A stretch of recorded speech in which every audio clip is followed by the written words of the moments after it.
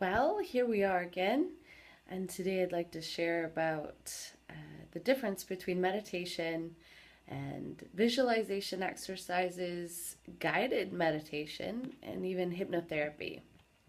So, to be honest with you, it was a question that was put to me today, and um, I like to make it clear that even though I can provide some guided exercises and meditation to my students, that the guided part isn't actually meditation. Um, for me, the experience of still having my auditory senses engaged still can keep my awareness on the surface. So when the senses are engaged, the awareness is moving outward. And when you allow yourself to totally turn within, when you walk a path where you're exercising the muscle of allowing for your senses to turn within and still engaging the world, it's an entirely different thing. So things like hypnotherapy have a purpose. There's something that you're working on to change.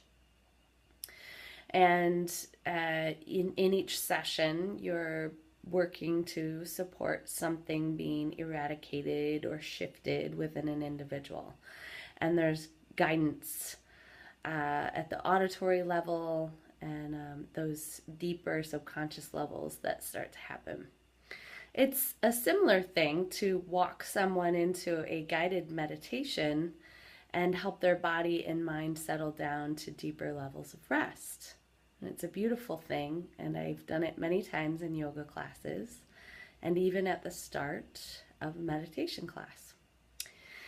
But the true experience of meditation involves entering into a state that is measurable by scientific equipment, so that you find the mind is quiet and the body is settled, resting, deep, deep levels of rest, and yet the mind is still attentive. And all over the world, this state has different names: the fourth, Turiya, Samadhi, Nirvana, enlightenment. And it's a place where you don't exist. There's no time or space. There's no conception of anything possibly being wrong. There is an immersion in what is. And that can happen with your eyes open too. And it does. And it has for me many, many, many times. It's an experience that I can now choose for through having spent 15 years practicing meditation. But it's one that you can exercise the muscle to achieve as well. So those other things like guided meditation, visualization, yoga nidra can be very healing to the nervous system.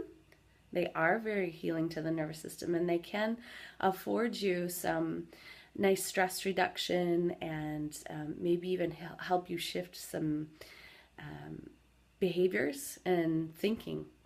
But for me, the experience of meditating is the ultimate purifier. It is like being dipped in the ultimate experience of emptiness and purity and aliveness and freedom and peace and ease. So enjoy exploring the still, silent expanse of the eternal now in your own practice.